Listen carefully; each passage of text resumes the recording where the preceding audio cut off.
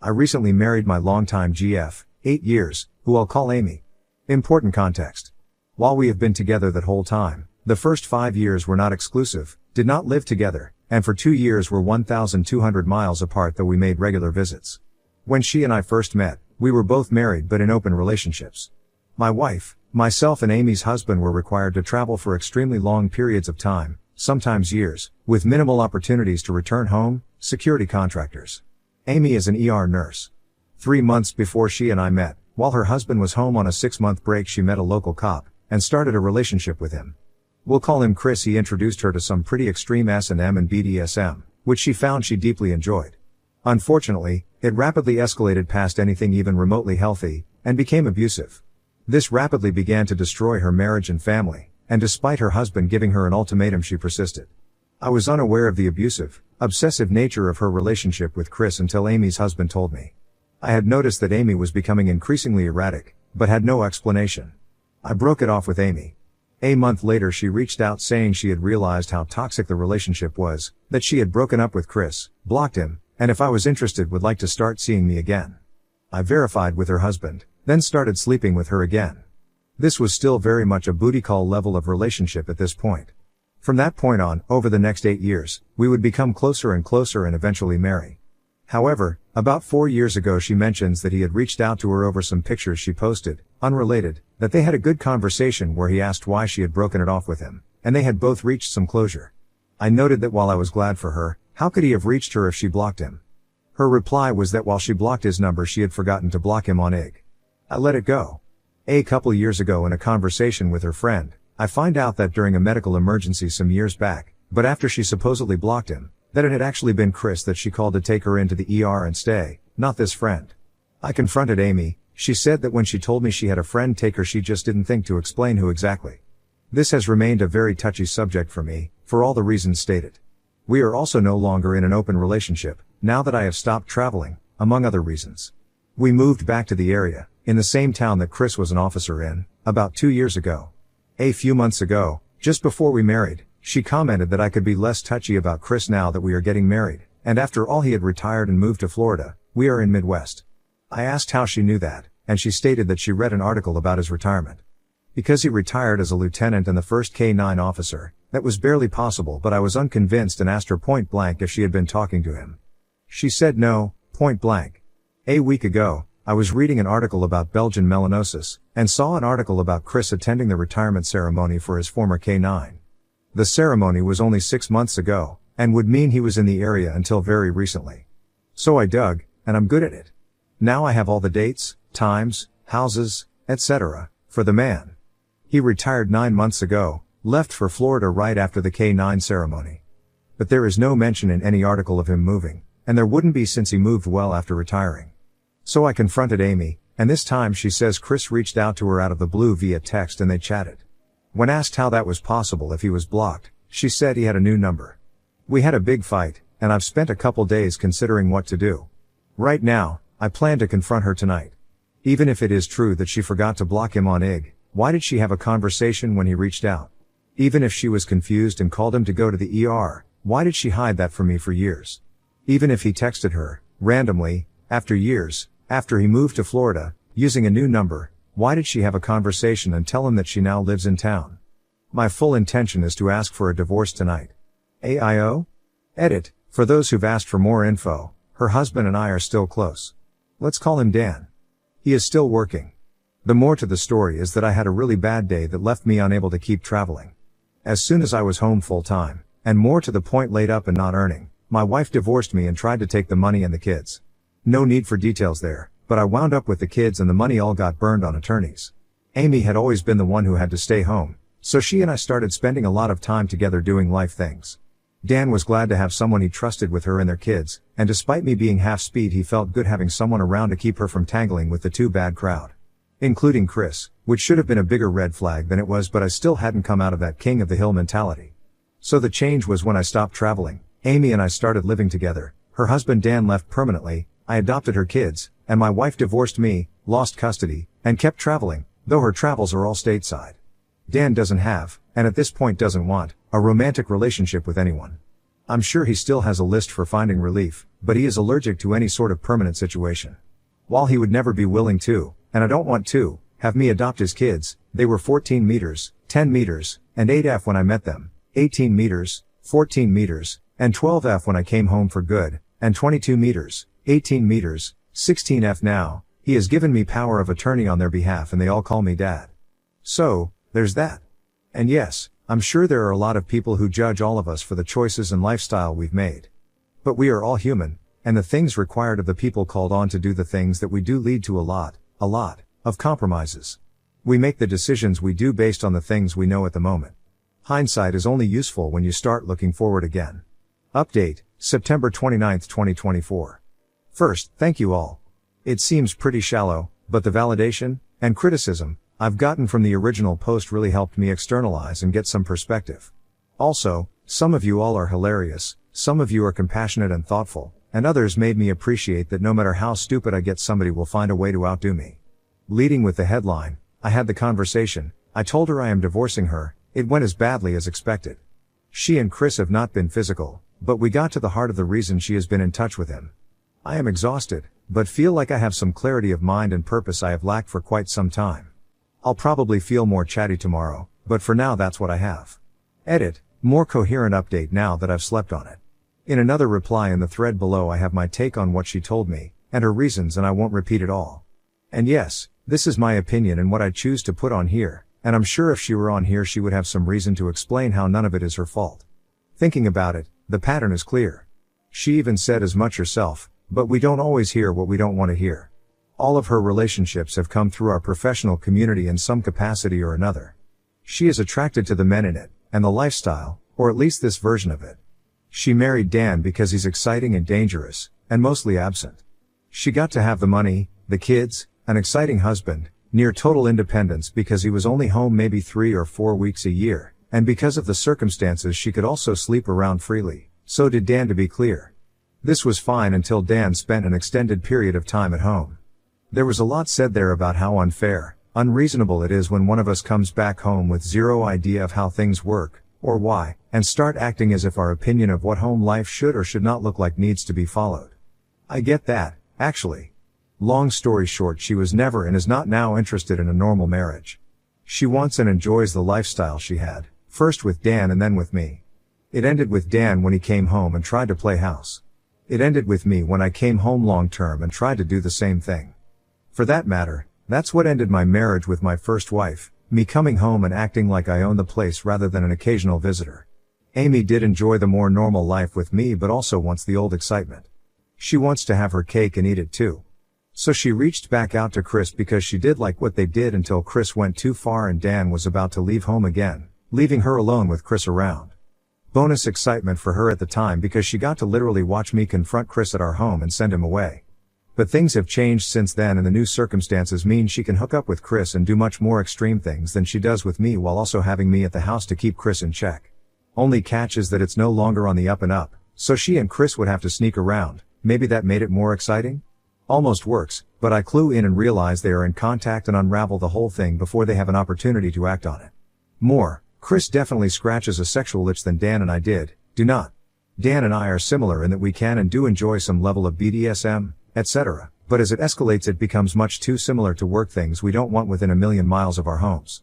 I'm happy to put the handcuffs on you and hold you down, but once we get to heavy impact play, cutting, or God help me CNC, the level of nope is so high it could put me off for weeks. So yeah, Chris is a better lover than I am in that regard.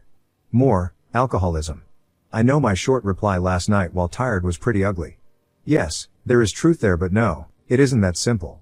I was quoting her, but a lot of what she said was intended to be hurtful. I appreciate the kind questions and comments. I have tried medical marijuana, but it's a terrible fit for me. It made me physically less coordinated, but also made me feel more alert. The combination takes me from a level of hypervigilance that already requires medication, and that I am slowly improving with CBT, to flat-out dangerous paranoia. So, hard pass. For whatever reason, I have little reaction to local anesthetics, so it's difficult to treat the pain locally. The solution has been stronger meds like opiates, but since I don't have a death wish nor any desire to inflict a drug-addicted dad on my children, I left those behind completely at the very first opportunity. So now I take a crap ton of ibuprofen, of course, right? Lidocaine patches, not particularly effective but better than nothing, biofreeze, weekly massage therapy, and yes, more nights than not I wind up drinking at bedtime in order to get to sleep. I've gotten a lot of advice about this over the last few years, and a lot of suggestions. I don't imagine anyone here has a better idea, but please feel free to make a suggestion. I'm 100% open to anything that works without turning me into a monster. Next story. Punched my late husband's affair partner when he showed up at my door demanding I stay quiet about their relationship. It felt like I stood up for myself after years of absay. My husband died and I have to pretend that he was a great man who loved me. I punched my late husband's affair partner when he showed up at my door demanding I stay quiet about their relationship. After years of abuse, it felt like finally standing up to my husband after my abusive husband died. I felt relieved and free. 3 months later his secret male lover showed up at my house demanding I keep quiet about their affair. For the first time in my life, I stood up for myself and punched him. It felt like finally hitting back at my husband. Punched my late husband's affair partner when he showed up at my door demanding I stay quiet about their relationship. It felt like I stood up for myself after years of abuse. My husband passed away 3 months ago. I was relieved of that. He abused me financially, mentally and even physically. When I got pregnant he convinced me to quit my job saying that he would take care of me. I could never buy anything again without asking his permission. I couldn't even buy a cream without asking his permission, and he decided if I could or not. Even months ago that I had a little money of my own I had to ask him for permission to buy something. What was mine was his and his was his. But I stayed there because I still loved him and I didn't have a place to go. I had too low self-esteem and let myself be stepped on. When I stopped loving him he had already had his first affair. He made me believe that I was to blame for the affair because I didn't want to have sex months after my birth that left me torn and I had to receive stitches. I was already planning my exit and saving money little by little while I was working selling things from home since he wouldn't let me work outside because he was very jealous. I wanted to pay for a lawyer.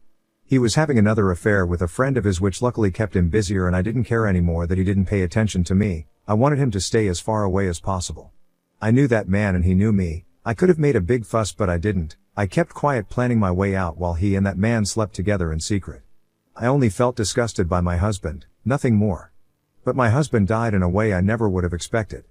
He is now a martyr. When someone dies all the sins of that person disappear.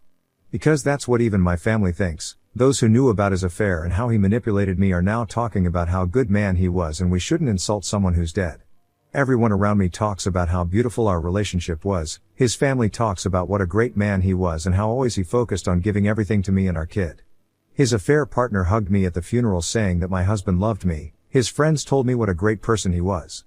Everyone talks about how good but he was and how he is now an angel in heaven. And I have to pretend to be sad.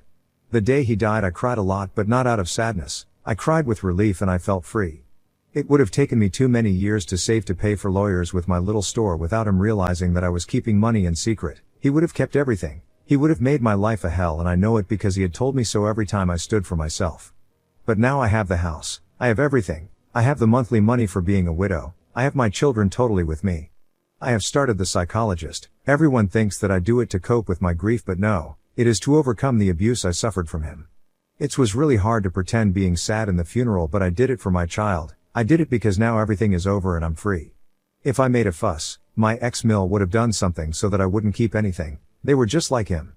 But now I'm just a sad widow who needs help in their eyes. The silly widow who didn't know anything but that's helping me to be free and have what I deserve. Sorry for the bad English. I use the traductor for many parts. Edit. We are not from an Islamic country and here same-sex couples can live and marry freely. He just cheated on me with a man like he cheated on me with a woman. I guess he was bisexual. Comments where Op has replied, Organic 2003, I am stuck on his affair partner hugging you and telling you he loved you. She had the balls to show at the funeral. Damn, you have more control than I could have ever mustered. Cheers to a life full of fun and love. Oop, his affair partner was his football teammate and friend. He is a man. Thanks PM_me_happy_ thanks. Your husband had an affair with a man? Or another woman? You have a child? Or children? Oop, his first affair was with a woman I think, the second with a man, of which I know, maybe he had others that I don't know. For privacy reasons I don't want to reveal the number of children so I prefer to leave it at that. It's only one skeptical update. October 5, 2024. It's been several weeks since I last posted and I didn't expected my post to end in another places. Honestly, I had totally forgotten that I posted here but a few days ago the lover and friend of my ex-husband. I have started calling my deceased husband that way. I don't want to be eternally tied to the idea that he is still my husband even after death. Death did me the favor of separating us, visited my house saying that he found my post. I didn't expect him to find this and it scared me a bit, but honestly there's nothing I can do about this anymore if someone has posted it elsewhere without asking me first. One of my sons let him in when I hadn't heard the doorbell, so I had no choice but to let him in to not make a drama in front of my kids, and I wanted to know what he was going to say. Once alone he told me that he knows that I know about him and my husband having an affair because of the post I sent to TikTok, although I never did any post on TikTok. That's why I think someone uploaded this there. He told me that my husband was not the best husband, but he was a great friend to everyone and a very hard-working man to everyone. That even his family misses him too much, and even though he had his mistakes in the past, that I should let go of the past and stop digging into it cause we're all better off like that. He was insisting for a while to such an extent that I felt intimidated by him to the point he reminded me of my husband, and it is the first time that I have that feeling with a man that is not my ex-husband. I can talk peacefully with them, but this situation made me feel on the verge of a panic attack because of his attitude. He's basically scared that I'll tell everything. He's gay and I don't know if he has a boyfriend, but maybe he does, and that's why he doesn't want me to say anything about their affair. I've been a submissive woman for years. My ex-husband turned me into a fearful woman that I wasn't before. He made me the kind of woman who was always going to put her head down, but when he died I felt so happy and liberated. I cried with relief for days. And when this man came into my house to tell me what to do, it was like seeing my ex-husband again, giving me instructions about how to behave and what to do. The man who knows very well that I was in an abusive relationship because he knew how my ex was and chose to sleep with him anyways. The man my husband made me cook for and then fucked him as if I were just a maid was at my house telling me that my ex was a good person and that I should shut my mouth. He was telling me what to do and I just punched his face. To be honest, I wanted to slap him, but for some reason I felt so angry that I hit him, and it felt like hitting my husband too. I don't regret it and I felt good. I yelled at him and told him to leave or I was going to tell everyone what happened. He ended up leaving the house and he has been quiet since that day. My main plan was just to shut my mouth and let go of the past, but that is one thing, and a totally different thing is that this man comes and wants to impose on me what to do as if I were a doll. Maybe my reaction wasn't the best, but I'm tired of people telling me to shut up. I never managed to say anything to my husband, and that day I felt that I somehow did that. I haven't told anyone yet, nor do I think about doing so, but if he does something I won't hesitate twice before this time whether to make a TikTok or post on Facebook talking about everything. With the issue of the house, with the economic crisis, I am not sure that anyone can afford what a house like this is worth, but for now I've focused on finally being able to get a better job in the future to be able to rent a house and be able to rent this house. That could be a really good way to have money. My other goal in the future is to buy a small piece of land, no matter how far it is. I want to have something that is my own and my children. My children don't miss their father too much and I understand them. It has taken me a while to get them a child psychologist, but recently they started to go to their sessions and they are doing well. I also go to a psychologist. I think the best thing I've done is to start making excuses for my ex-mill and my own family for not seeing them as often as before, and I've started the stage of cutting off contact little by little, making excuses with work or that we're not at home, although I still have to let my ex-mill come home from time to time. I think even my kids are happier when they see that my own mood is better.